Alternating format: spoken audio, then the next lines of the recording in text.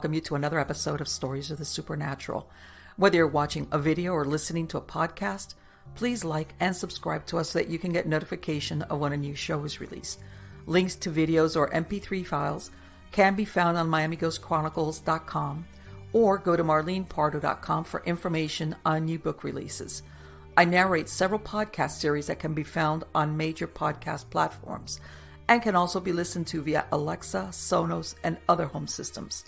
Look for Supernatural Storytime for scary storytelling, Nightshade Diary for classic horror and adventure stories, Stories of the Supernatural for interviews with different guests on the show.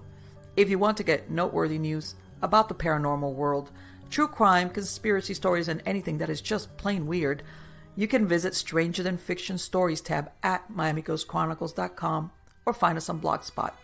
I want to thank you for being part of my audience, and I think you are all wonderful. Hi, everybody. How are you all doing? Good, I hope.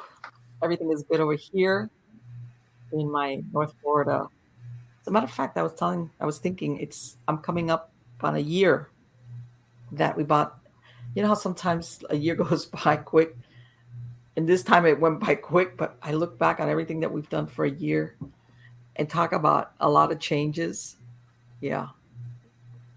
You know, the kind of things that if you think, man, if I would have known this going out the gate, I probably wouldn't have done it. So sometimes, that ignorance is bliss kind of thing. It's a good reason for it. But anyway, it's like once you're done with it, kind of, you're happier that you did it. And that's the case, with a move out of South Florida. And but besides that, everything is good. People asking Chicken World is good, except I've lost 2 chicks again to hawks.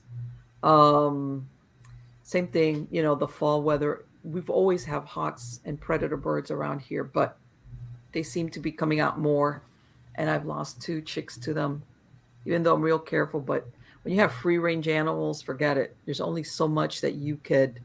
You can't do anything about it. And these chickens are quick, by the way.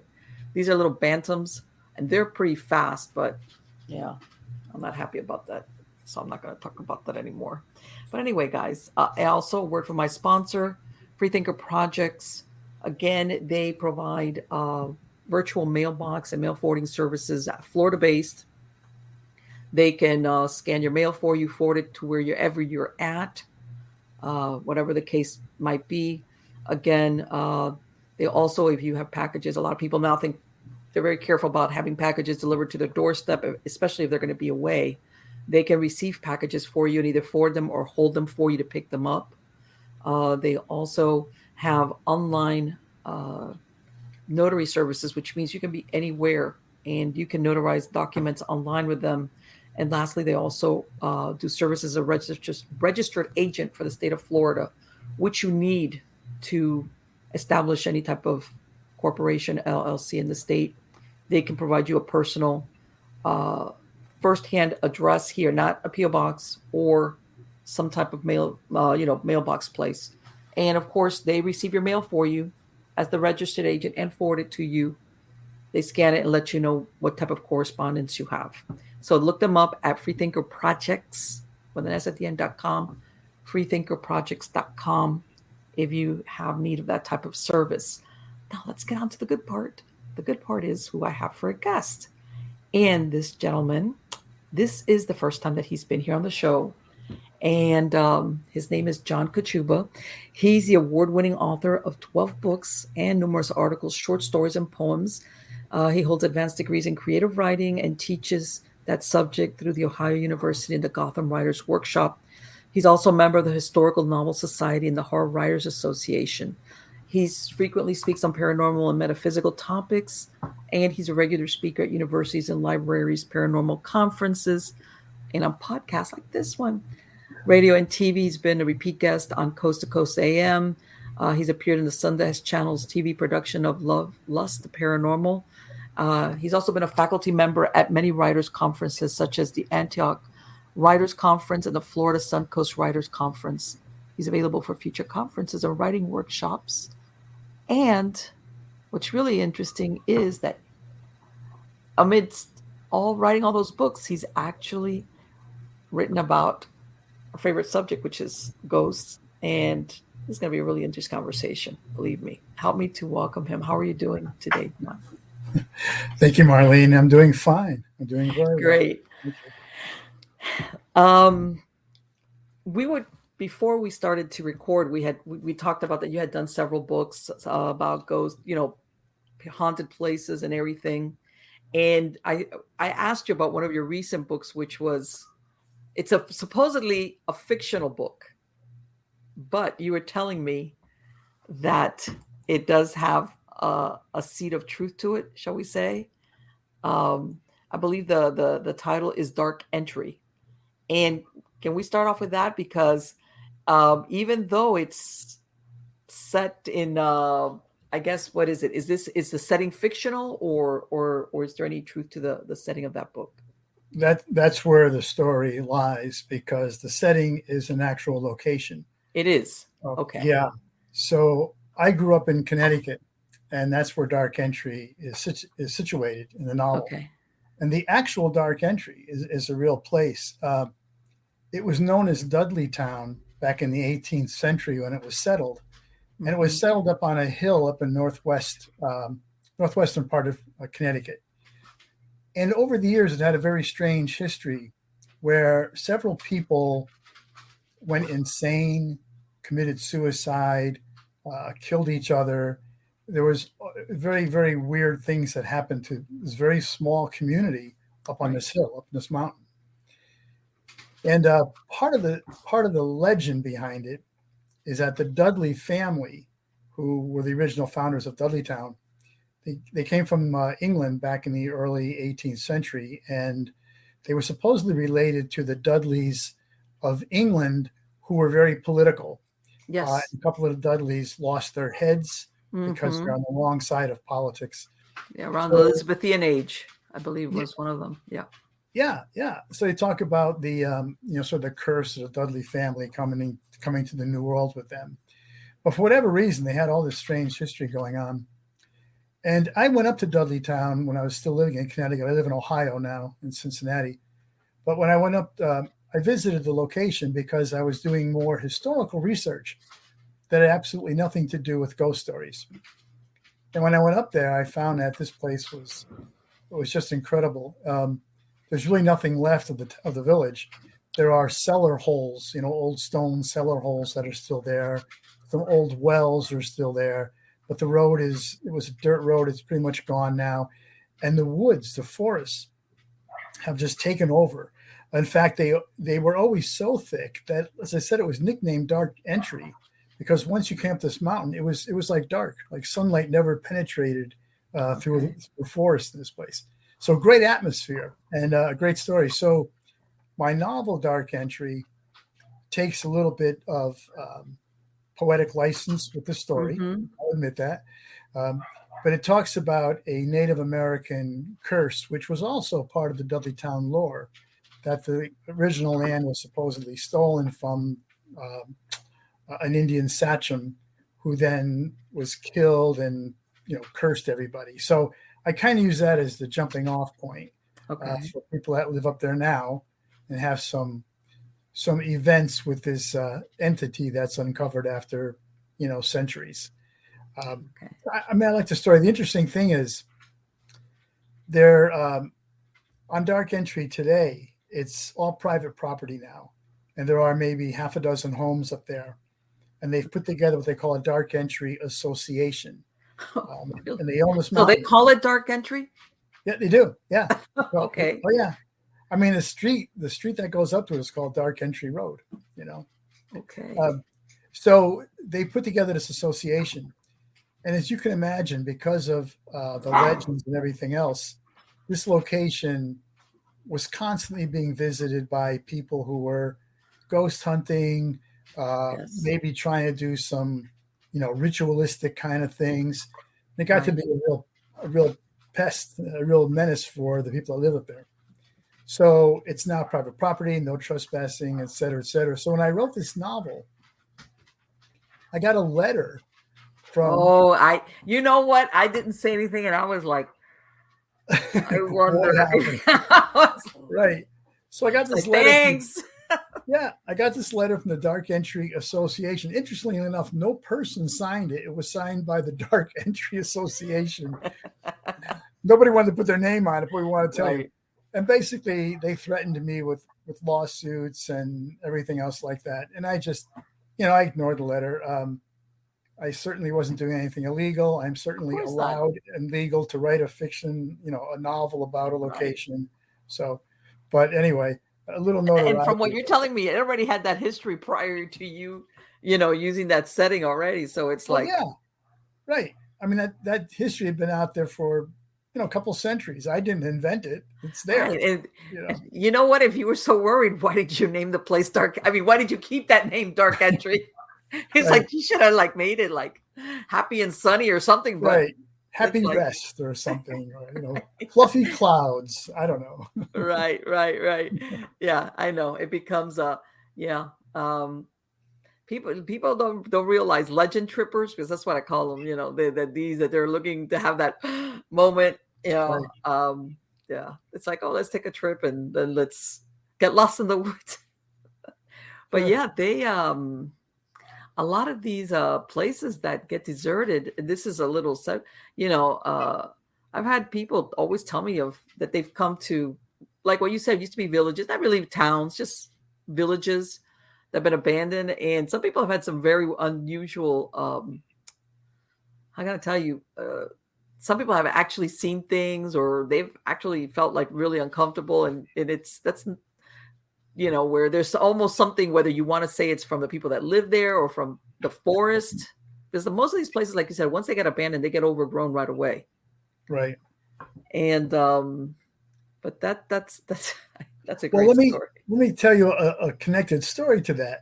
Okay. When I went up there originally just to do this historical research, I had a camera and I was taking pictures of these cellar holes and what was left. And these were the old days before digital cameras. Yay! Somebody who understands about that. Every once in a while, I'll tell my audience, there was a time that people had to pay. I know, to get their pictures developed. Right, and we used something called film, which nobody. Yeah, and sometimes you developed. Sometimes it was for nothing. Yeah. But so I was taking all these pictures, and after I got them back from the pharmacy who developed them in those days, I was looking at one of them. And, they were all overgrown. Like I said, they're basically stone foundations, and they're overgrown with ivy and leaves and all this stuff. And I'm looking at one of them, and it looks like I can see a face in there, right? Okay. So I said, oh, well, I mean, that's, the leaves and everything else made this pattern, the shadows. And I'm imagining a face. So I enlarged the photo, and I enlarged it a couple of times. And every time I enlarged it, it became more defined as a face instead of leaves. So I was shocked. I didn't know what I had. So at the time, like I said, I was living in Connecticut, and I was living in the same town, in fact, as Ed and Lorraine Warren. Mm-hmm. Everybody in your show probably knows the ghost hunters. So I called them out of the blue. I mean, I didn't know them personally at all. And I called them and I told them I was up in Dudleytown and I got these pictures and would they like to see them? And I think it was Lorraine who I spoke to on the phone. Anyway, they said, oh yeah, come on. They invited me to their house. Mm-hmm. So I literally lived just a couple miles from them. So I went over to their house and they were really gracious. They let me in and we were sitting around talking. It was just great because I knew who they were. I knew their reputation. I'm thinking, wow, this is pretty cool, And so I showed them my pictures, and they just kind of looked at me and said, yeah, okay.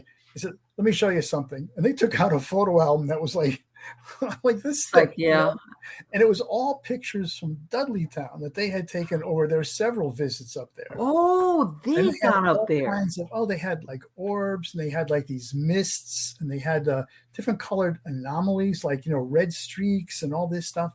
So, they were right there. They said, oh, yeah, that place is haunted. Oh, so they didn't need any convincing. Here you're thinking, I'm going to take this picture. They might tell me. Right. And they're like, yeah, all right, that's okay. Yeah, it was amazing. Wow. So let me ask you, when was it? Did you ever find out when was it that it finally became depopulated? Was it in like the 20th century or the late 1900s? When Well, did?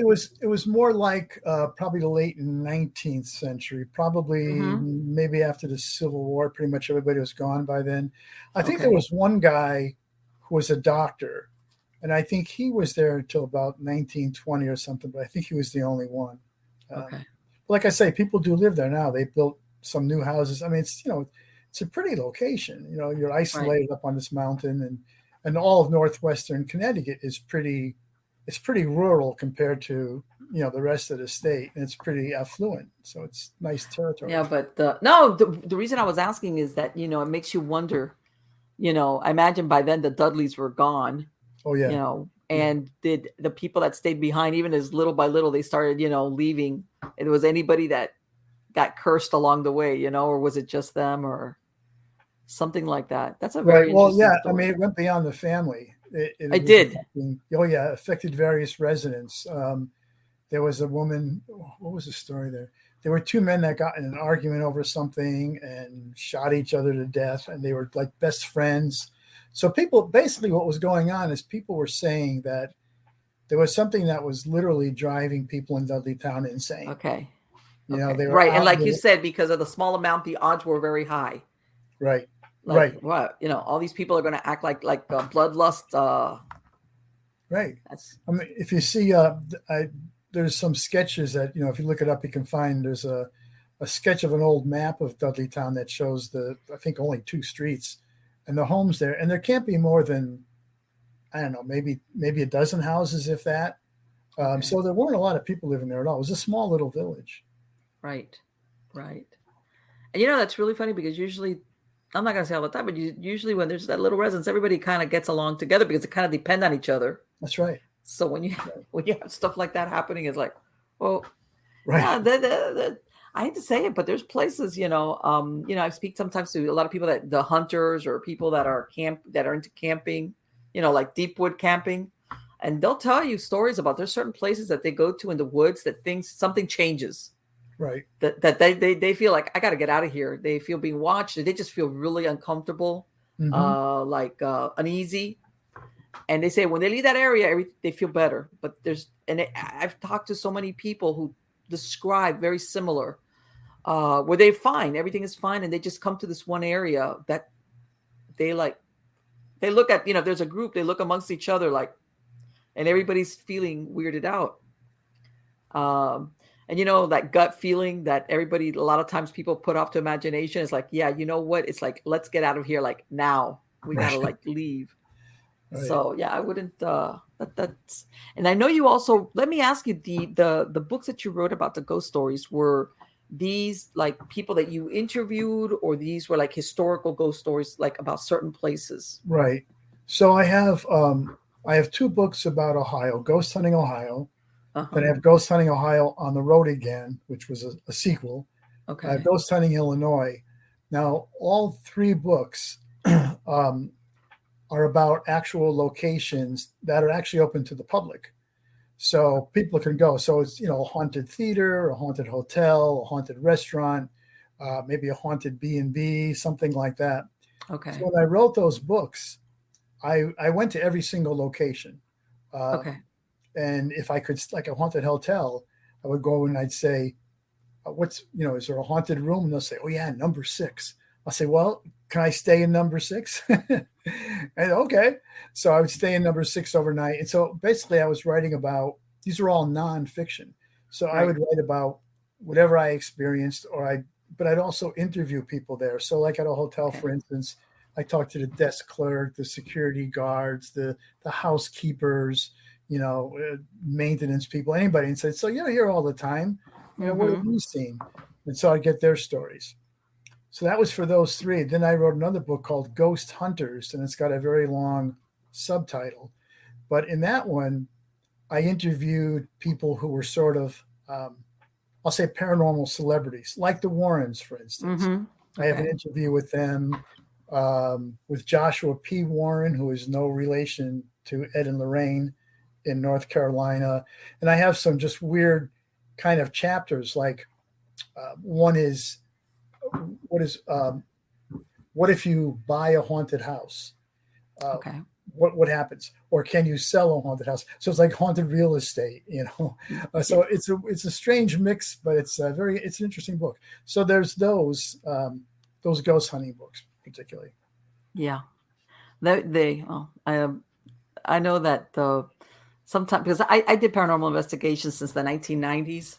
So, along the way, I've had contact with a lot of people who, unfortunately, they think that to do that is like what you see in the reality TV shows. And it's like, yeah, you'd be surprised. There's a lot of boring moments in doing this. Oh, yeah. But you're like, yeah. Right.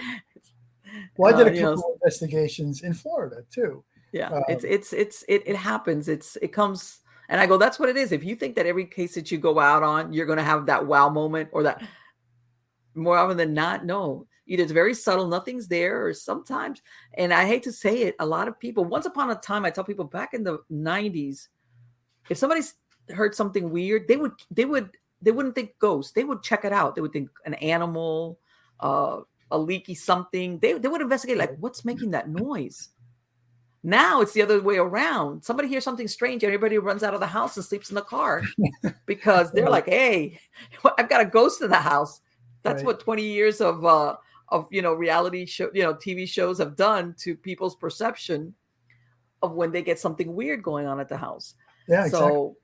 So, that's one of the things, as far as like that I've seen how that field has evolved.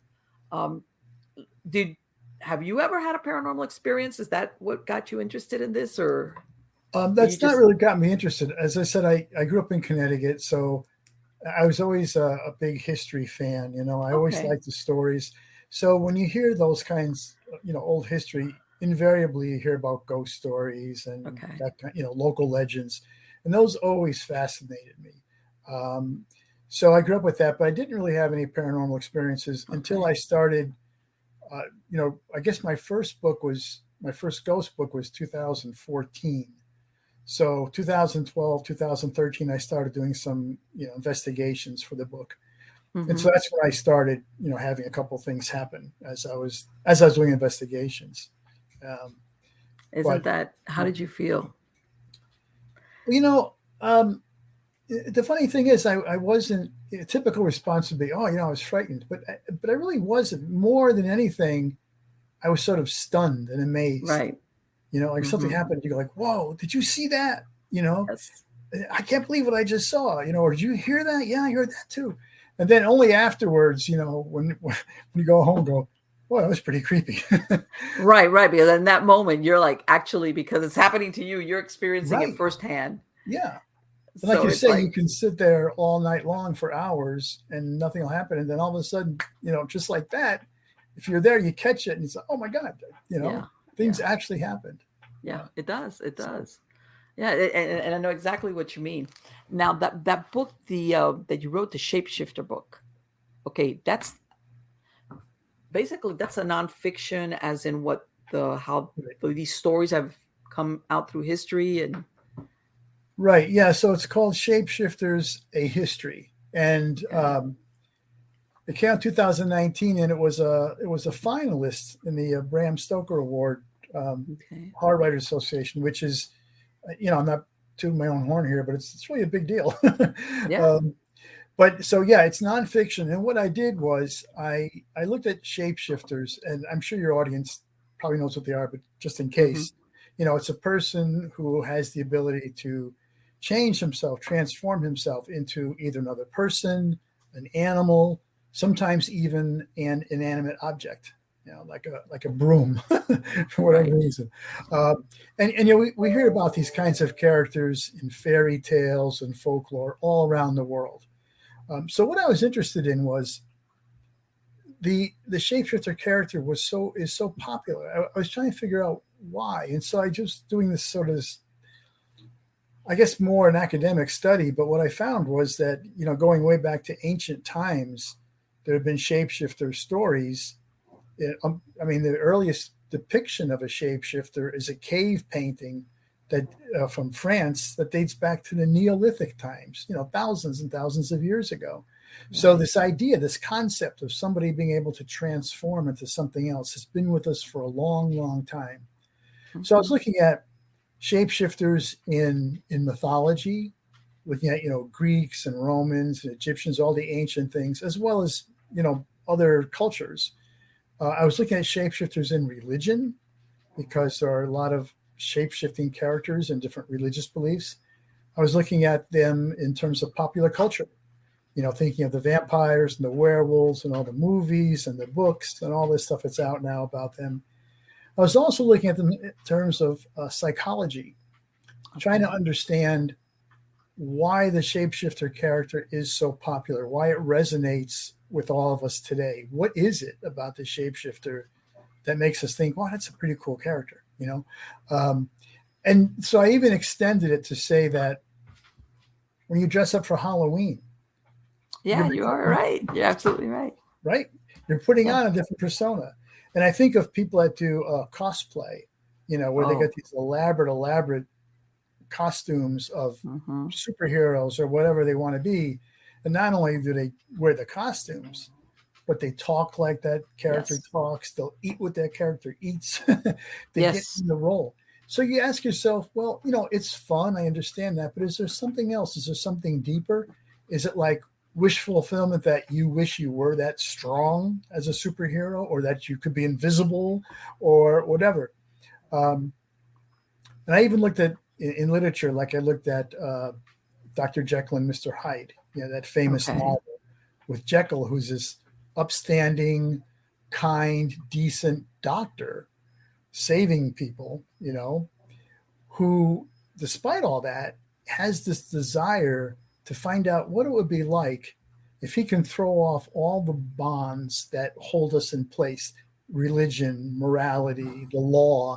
If you can get rid of all that and do whatever you wanted to do, what would you do? How would you be? And so he creates that potion.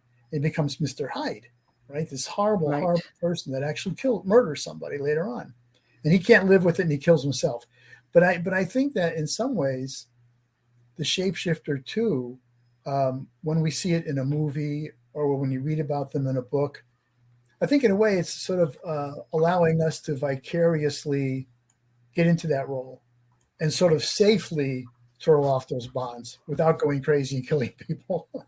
I would think that, like early man, you would think of, because I guess compared to other animals, let's say like the wolf or things, we were kind of weak, maybe, admiration for their strength or their ferocity. Right. Like you wanted to have those traits. Because back then men were humans were kind of at the mercy of nature, for lack of a better word. Right. So not even back then. When I talked about that cave painting, I mean, you hit it right on the head, Marlene, because what that cave painting shows, it's in my Shapeshifters book. There's a drawing of it.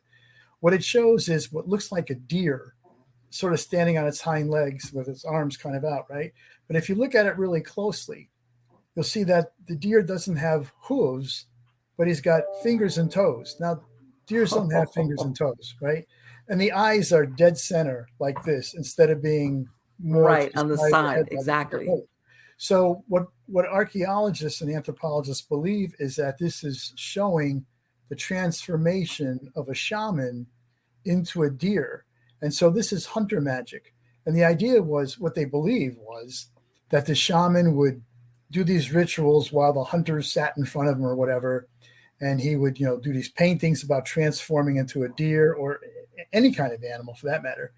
And that the hunters would probably also be taking some natural hallucinogenics, from the environment. Right. So that they would actually feel that they had become that animal. And if you become that animal, how easy is it to walk up to the animal and kill it in the hunt? Right. So they believe that this was how it was used. And even today, in cultures today, I have some accounts of some of the African Bushmen who do the same kind of thing. They go into these rituals and they believe they transform into tigers, hyenas, lions. And I have some first-person accounts of them talking about it. And what they say is amazing. How they say, I know I'm the lion. I could feel it, So right, exactly. That they transform themselves, literally, in other words, as far as what they're saying. Right. Versus, and people don't understand, not now, but back then, the success of a hunt, for example, meant the difference between life and death, let's say, for a group of people. Absolutely. So as far as let's put everything we can towards being successful in this hunt, as in, that belief in the supernatural being or something being able to aid you. People don't realize back then that could make the difference between living or starvation in some cases, when it came to hunting, especially if you're talking wintertime, or if you're hunting a dangerous animal, for example. All those things figured into it. And again, you always hear about these hunters that they'll take like a trophy, like a claw, or sometimes a tooth, just to be able to say, I conquered that animal, as in because of the strength, kind of thing. That's right. Yeah. And I know that what was it the 16th century in France? They had they burned a couple of people for supposedly being werewolves. They were saying they were werewolves, in other words, because a bunch of people got murdered and they were accused the equivalent of witchcraft, but supposedly that they had done it while they were transformed into a wolf. Right. Yeah, I have in that book, I do have some accounts from France and Germany from the 16th, 17th century. You're right. There's several cases of people who committed, horrendous crimes, horrendous murders of people, not just killing them, but tearing them apart, actually eating, cannibalism, fully believing that they had transformed into wolves. And, in the early days, when they caught somebody like that, they'd burn them at the stake. They accused them of witchcraft, but also of werewolfery. There was an actual charge. Yeah, werewolfery. Yeah. Wow. But then, later on, as you started getting into like the 19th century, because even then some of these things were happening, people would end up in a mental institute. But it's a strange thing. It's called lycanthropy, where you believe you've transformed into a wolf. So. It makes you think also, and I'm going to put a modern twist, maybe, you were talking as savage killers who said, let me throw in there that I thought I was a wolf kind of deal, or the devil made me do it. Right. Maybe I can get off. They didn't, I know, but it was almost like I was under the spell of the devil, and it made me want to eat people, and one time when we were talking about, like, because sometimes there were quite a number of people that end up getting murdered and, like you said, slaughtered. And it's like, how did they get away with it? I go, let's face it, back then the populace believed this. Can you imagine you're one of these soldiers or whoever in the town, and they tell you, go chase after this supposed killer, and those guys must have looked amongst themselves as like, do you really want to go out and catch whatever that is? Because right. They, believe it or not, they believed that whoever they were trying to get was a witch / shapeshifter / whatever. And they're like, yeah, we're riding out to find him right away. Yeah. Oh, yeah. Okay. Yeah. Popular belief. Nobody wanted to be the person to find them. Right. You go. After you. You go. Did you see it? No, I didn't see anything. Yeah. Like, because people back then, it wasn't like something that you would think, okay, that this person is either insane, or like now that we say we have serial killers. Back then, people really thought this was the devil and witchcraft and you name it, everything that everybody was afraid of. Right. Even if you were a soldier or somebody, that other things wouldn't make you afraid. But I think that's such an interesting subject, because that's endured for many, for hundreds of years, that belief that we could change, become something else, literally. And even if you look at the some of the stories about the Native American, the skinwalker legend, that's kind of like what they're describing, that you have a witch that's able to transform themselves into something else. That's by right. dark magic. And exactly. From what I understand, that's why nobody over there, if you go to any of these Native American reservations, they don't want to talk about that. That's like a forbidden subject. Like, we're not going to talk about this, because basically by talking about it, you're calling it to you. So exactly right. Yeah. Yeah. And it's very popular, especially in the Southwest, among like the Dene and the Utes and some other peoples. And they don't want to talk about it. It's real for them, and, they don't want to bring it on. Let me ask, considering that you said something like about Dracula, because people don't realize, prior to Bram Stoker writing about Dracula, there were other stories about vampires. It wasn't like he came up with the vampire thing. It would have been around. It's just that he wrote the Dracula novel and, took off from there. Right. And of course, that's been, God, every version of a vampire has been written about. And sometimes I think, what do you think is the future, let's say, of, or possibilities of in the horror genre, as far as villains, if you want to call them that? I don't know, Marlene. It's a good question. Anne Rice started off with the vampire stuff in literature. I mean, she didn't start. She mentioned Bram Stoker and everything. Right.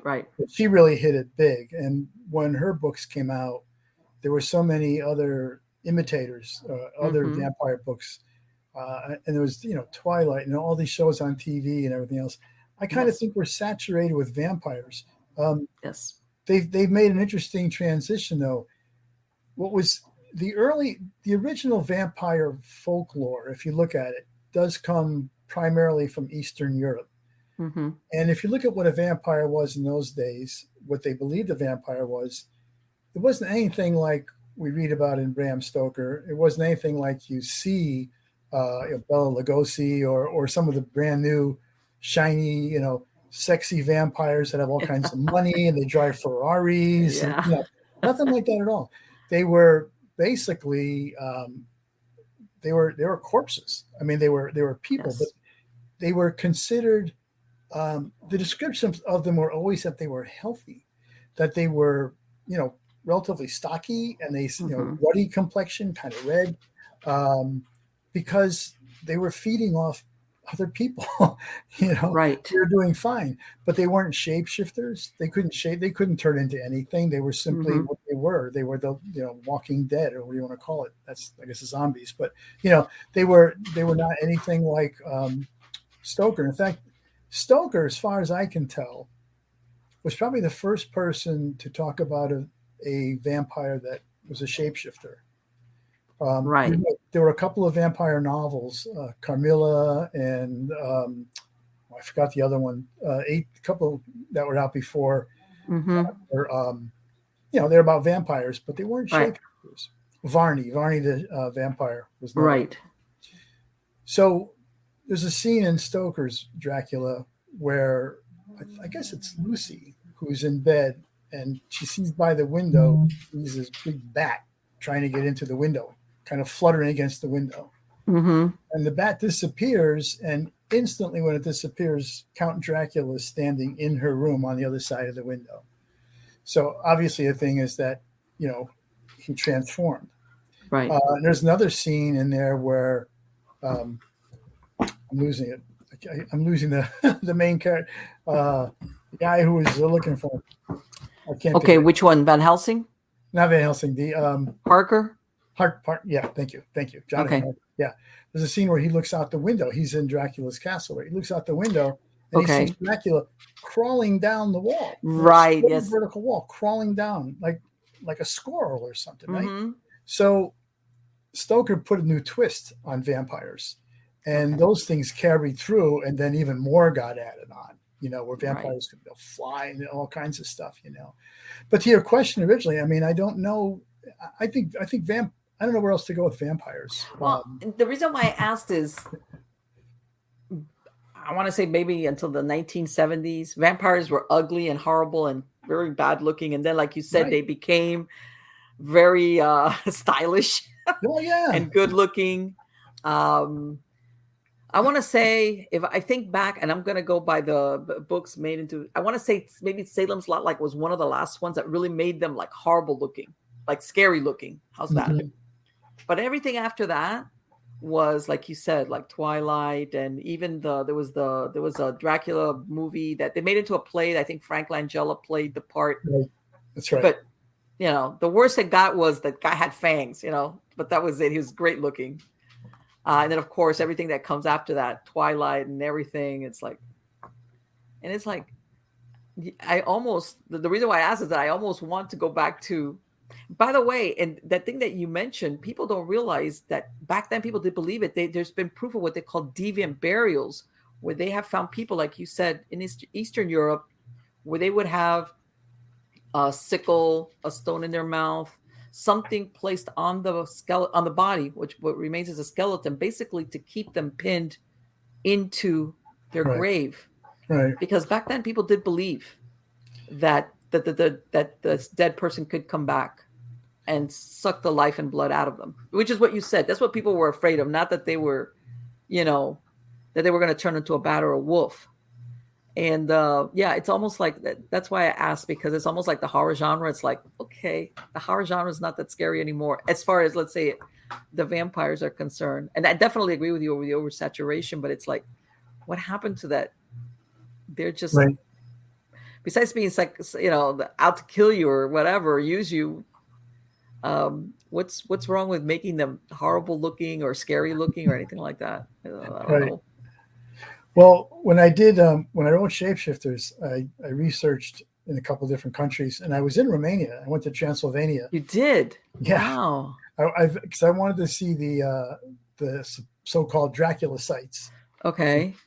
And I'm sure your readers or your listeners probably know, and you probably do too, that there's some belief that Stoker's Count Dracula is based, at least in part, on this guy named Vlad Tepes, who was a medieval prince in Transylvania, a real character. Pretty ruthless, pretty murderous. Although, what medieval prince wasn't? I was gonna say the times demanded it. I hate to say it, but yeah. But he had this reputation of being very bloodthirsty, and some people in Romania thought maybe he was a vampire.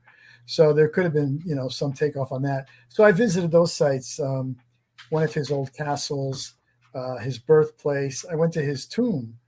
And the interesting thing about that is it's in a place called Snagov in Romania.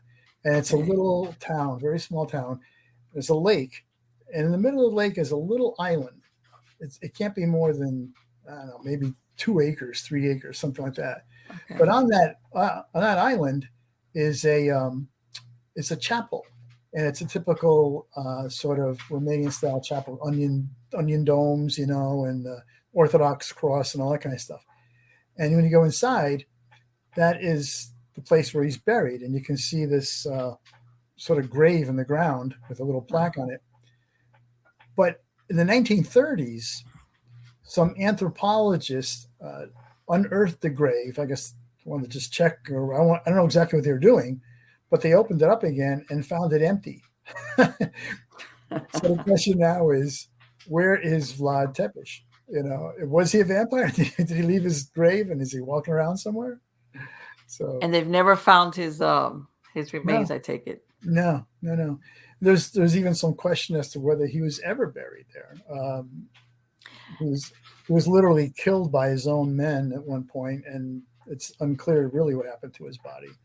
But it's interesting because you have all this stuff. Romania is so soaked right now in vampire, in Dracula lore, and it's a moneymaker for them. Oh, I'm sure it is. Oh man, I'm sure it is. Yeah. Well, from what I understand, the populace there doesn't see Vlad as a bad guy. To them, they were like, he was kind of like a hero kind of guy, like this guy that beat back the Ottoman Empire. And right.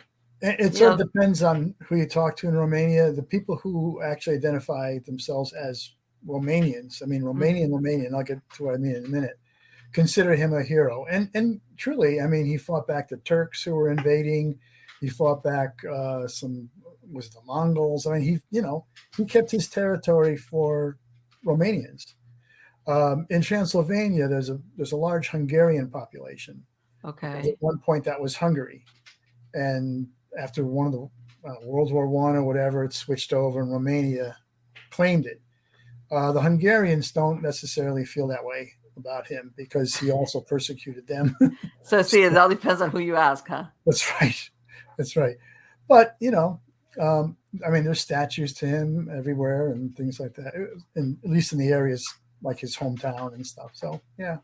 Because I don't know how accurate this is, but part of what I understand, part of warfare in those times was psychological warfare, in that if you had this reputation of being what he did, impale people.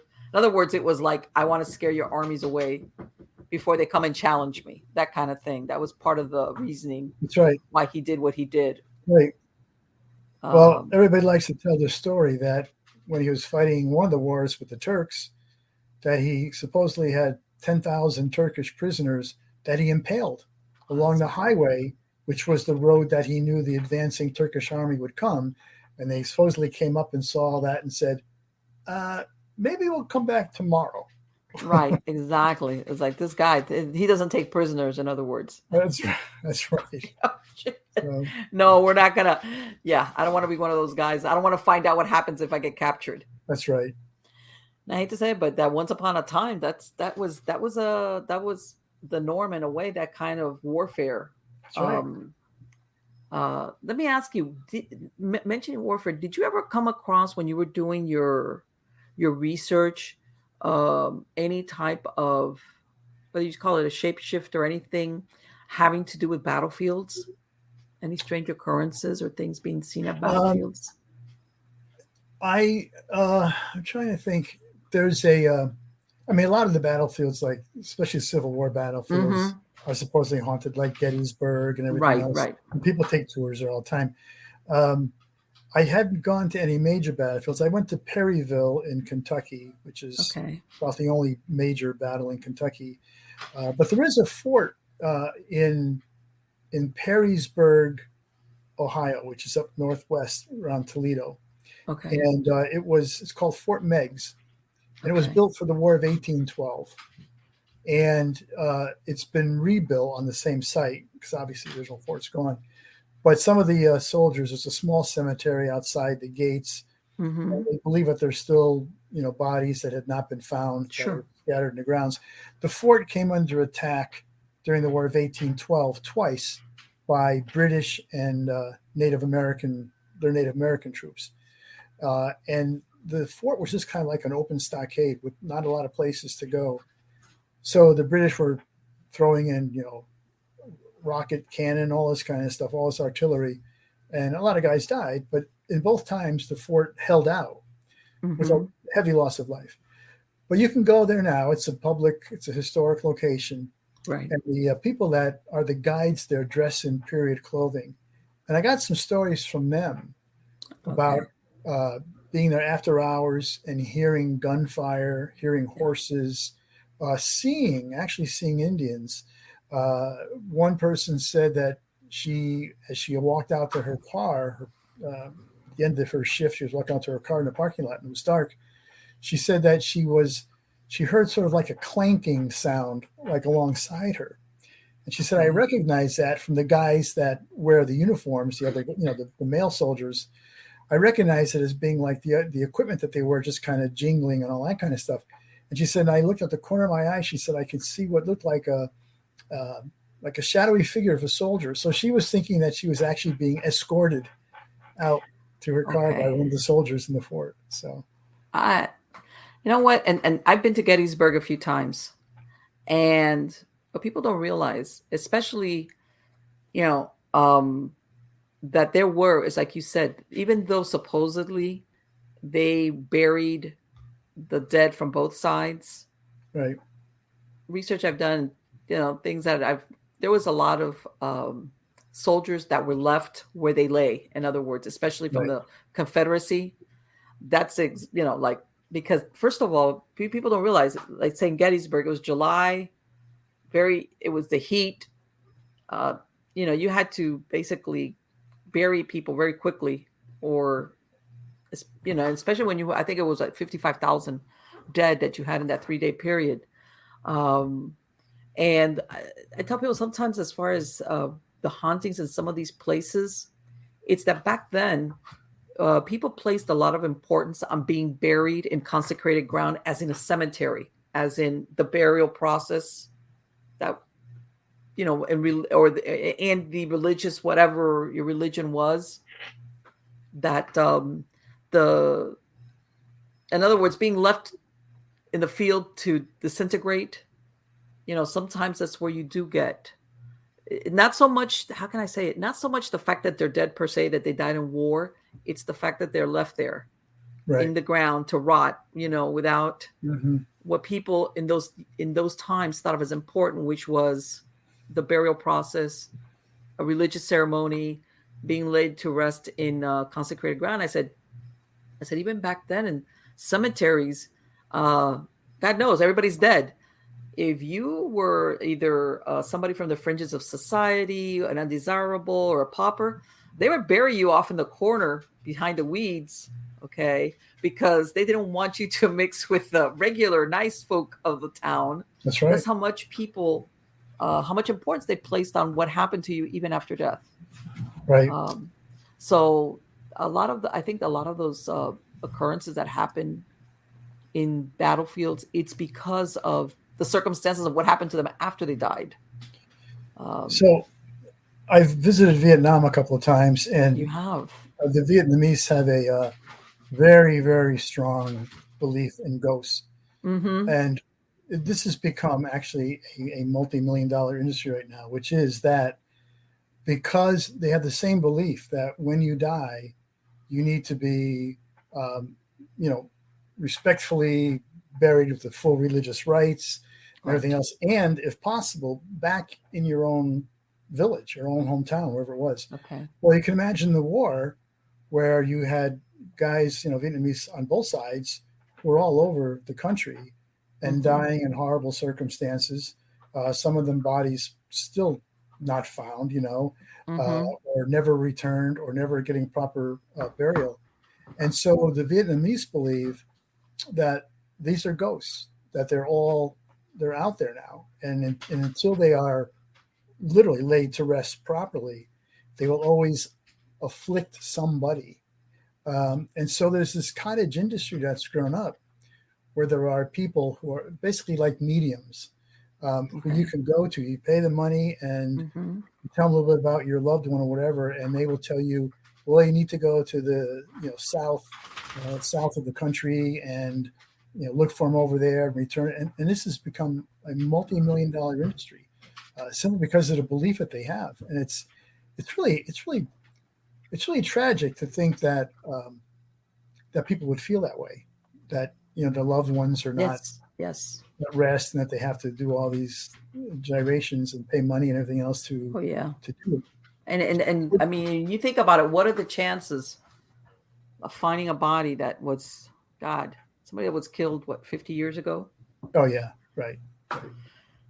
And and I don't know if you heard about this, John. There was an article written. This was after the nuclear meltdown tsunami thing in Japan. There was a writer. He wrote the article. I can't remember for which magazine out of the UK, that he had gone and he had interviewed, where there was a bunch of people being taken over by ghosts of the people that had died in the tsunami, in this wipeout, whatever it was. And I want to say it was a Buddhist priest. Basically, he ended up having to do a bunch of exorcisms of people being influenced or supposedly possessed by these victims that had died very quickly, and that now they still didn't understand. And it's a very interesting story about basically that these, I mean, there was one girl he describes that she basically had to go through 20 of them, because I guess in their case she was a medium. And again, the same theme ran through all of the personalities or ghosts or whatever that he contacted. Was they're not sure what happened to them, all right, or it was so quick, things of this nature. And I know that in the Asian countries, there's a very strong belief in in ghosts and things like that. Sure, not just all over. I mean, Japan, China, Vietnam, Cambodia, everywhere. Yes, they and I know in the Philippines. And by the way, those ghosts, some of them can be very vengeful. They're like, this is not like, oh, you go into the house and they look at you and everybody runs out. No, they can be. Right. What was the movie that came out that I know they adapted it to the UK? What was it? The Ring. The Ring, yeah. Was it The Ring? That originally was from Japan. It was a Japanese-based movie. And it's like you're not getting away from this thing. It's like there's no salvation. There's no happy ending, because these things don't stop. Don't ever call it quits. Well, the interesting thing about the Japanese too, you're right. They have this really wonderful ghost lore, but they're all vengeful ghosts that want to take it out on you. But the interesting thing is that a lot of their ghosts are also shapeshifters. So, here we have a ghost, right? Well, you know what a ghost is. It's some shadowy figure or something. You recognize it. But in Japan, a lot of their ghosts are shapeshifters. So if a ghost comes back for revenge, let's say, it can, when it materializes or whatever, it can also change its form so that it can come back as a different person. Let's say it's a jilted lover or something. You can come back as like that lover and kill your ex-fiance or something in that form, although you're a ghost. Okay. So it's really they get everything in there. Ghost, shapeshifters, they get it all. Ultimately, they're going to get you though. And I've even heard of a lot of ghost stories out of the Okinawa, the military base there. Sure. I've heard of a lot of people stationed there that have had some really unusual ghost stories or weird stuff that's happened to them while they're living over there in Okinawa. And that there's a history there that predates the Americans being there in Okinawa as far as but yeah, it's very, people don't realize that in where was it? God, I wish I could remember. There was a show that National Geographic put out maybe 10 years ago, I'm thinking, but sometimes I lose track of, how long things. And it was based out of, they had a guy who was like an urban explorer. I want to say he was half Korean. And he went through all these countries there in that area of Asia, exploring, these urban myths / ghost stories. The intent of what he tried to do was disprove it, as in all of this is just folklore. But it was incredible how much belief there was, strong belief. Oh, yeah. And if a place ever got a reputation as being haunted, like kiss it goodbye. Nobody's going to live there. That's right. It's like you could give it away for free. And you would not have any takers on, let's say, an apartment or something where anything had gone on there. And as a matter of fact, there was one time an article I read. This happened here in Deadwood in South Dakota, post-Civil War. And they used to have a gathering of, used to have Chinese, they had a part of the town of Deadwood where the Chinese lived. And there was a story, it came out in the paper, let's put it that way. It came out in the paper a couple of times for Deadwood, where there was a Chinese lady and somebody got into her place where she lived and basically bludgeoned her to death or hatcheted her to death with a hatchet. And a couple of days later, they rented out. I guess they cleaned up quick. I don't know. They rented out to another family who that night heard the reenactment of the murder. And that was it. And the newspaper, the guy who wrote the little small article, says, I'm sure this piece of land will be going up for sale for dirt cheap in a couple of months. Sure. Because they were saying that was it. Once that happened, they didn't care. Nobody would want to tempt fate by living in a place where you had a ghost in there. Right. That let me tell you something. Those stories, I think, a lot of people I know are into the reality thing, but to me, the folklore and the stories, like just what you were describing about Dudleytown, I think is so fascinating.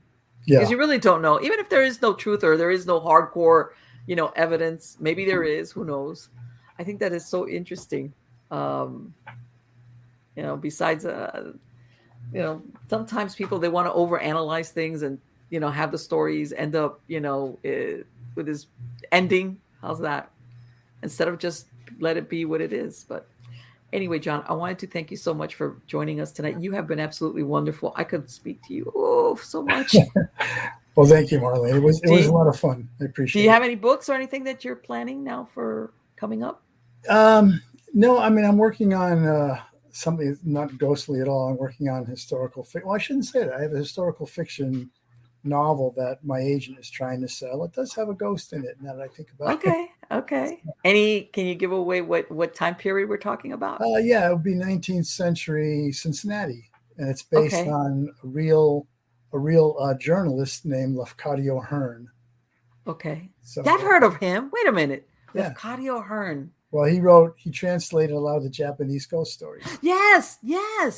Okay. Became a Japanese citizen, in fact.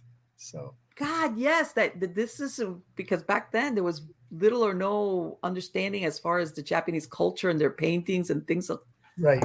No, Wow, he's pretty interesting. much credited with being the one that brought Japan to the Right. Western culture. Yes, yes, yes. Yeah. So anyway, Oh, we'll see how that goes. okay. That'd be a good one. Yes, yes, most definitely. Again, thank you so much. It's been great for my podcast listeners. All What's right. a website that they can go to? JohnKachuba.com.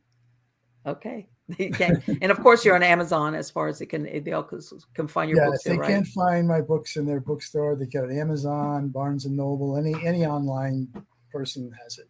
So Perfect. Okay. Again, thank you so much, John. It's been wonderful well, to talk to you. all right, same here. Take care. Bye-bye. Bye-bye. Likewise. Wow, it was a great conversation. I loved it. So interesting, when you again, makes Marlene's heart all happy because to me, first of all, I love the ghost stories again, and I repeat it, for all these paranormal shows that they got to have the proof and they got to have a camera and they got to have the recording and they got to have the this and the that and then did you see that and it okay, that's great, I get it, but the ghost story just for the sake of being a ghost story, okay, maybe you don't get an explanation of how it started. Maybe you don't get a definite answer as to who it is. It might be this person, it might be that person, but you really don't know. And there is no conclusion per se, as in the ghost is exorcised or the demon or whatever. No. How can I say this? That same story that he said of Dudleytown. Is it the curse of the Dudleys that's followed them all the way from Britain? Or is there something attached to the land that's what's causing the problem? Or is it both? Or is it just coincidental that these cursed Dudleys end up on a piece of land that's cursed to begin with by the Native Americans that live there? I mean, you could take that in a lot of different ways. See, I love that. I love that you take that. And things don't have to be 100% explained. I mean, this is where your imagination takes off. And that's, I want to say that sometimes when I was talking to him, a lot of the more modern horror stories or whatever you want to call it, they don't leave space for imagination. This is my personal belief, especially when you're reading or even when you're watching. The imagination is really what scares us. When you read or see something, or even listen to something, let's say in the form of a podcast, when you're given enough to fill in the blanks, to set the stage, to tell you, but then there's that space for your imagination to fill in the blanks or imagine or something. That's, I think, is what really truly scares a person, if that's what you're looking for. I'm going to give you a perfect example. This is one of my all-time favorite ghost stories, which is The Changeling. George C. Scott starred in it. And supposedly the writer of that story based it on his own personal experience in a house that he rented out in Cheeseman Park in Denver.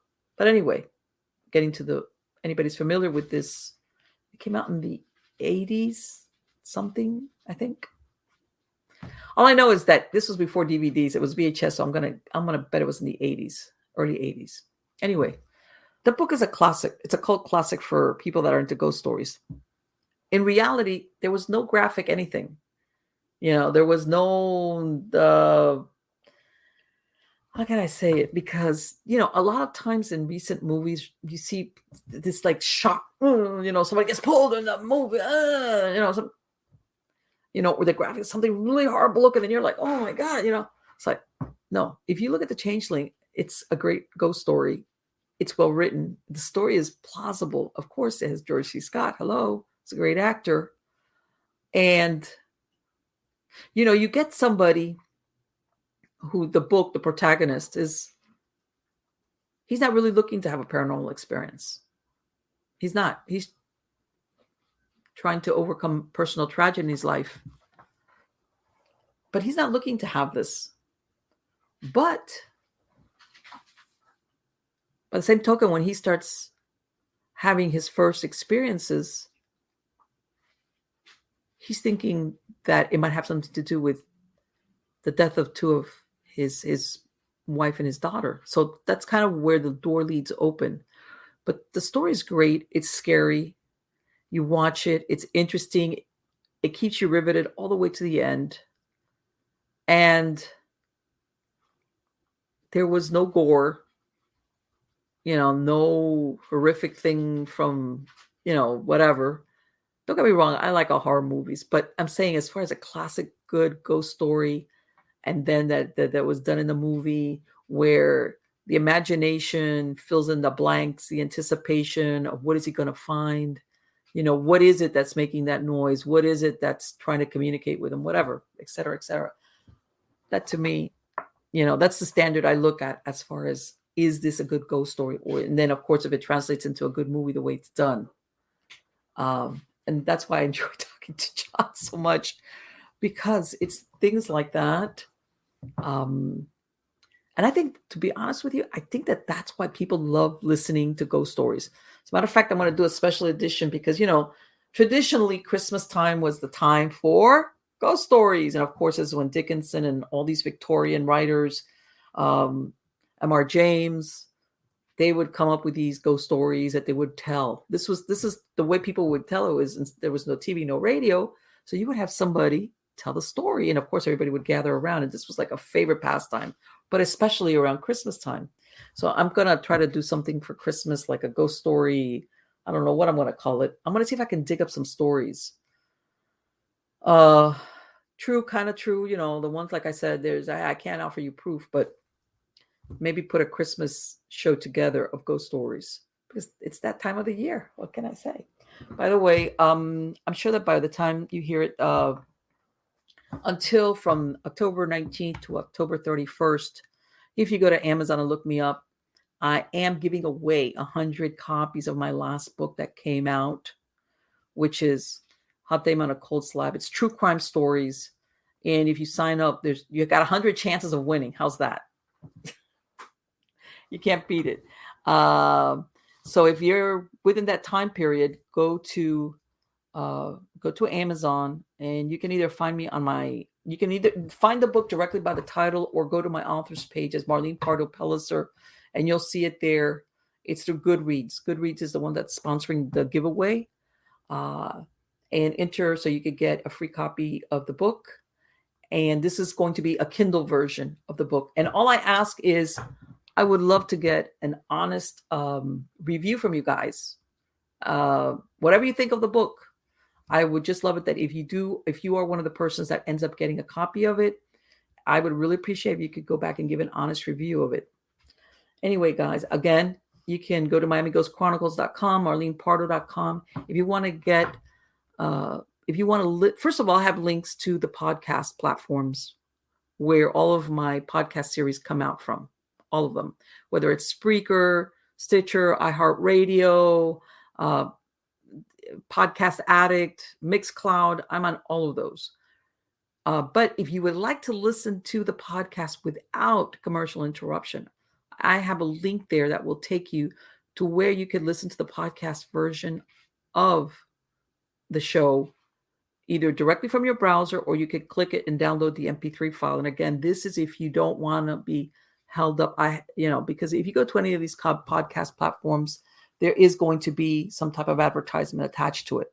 So either way, MiamiGhostChronicles.com, MarlenePardo.com.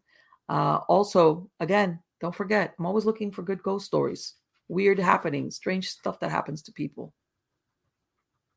So go ahead, send me the story. Whichever way, you want to remain anonymous, that's fine with me. Whatever it is, if it's short, long, whatever the case, let me know. I would love to hear from you guys. Again, thank you so much for being part of my audience. Please come back every week. I do appreciate it when you do come back and you subscribe to the show, you leave comments, you upvote it, whatever the case might be. And I've got a lot of fantastic guests lined up. Okay, I've got people already. I'm already preparing. I already got guests for season 11 of Stories of the Supernatural. That's where we're at right now. Season 11. I've already got guests lined up. A lot of interesting guests. Some of them repeat, but I've got a lot of new people coming on. So again, please come back every week, and thank you for spending this time with me. Take care.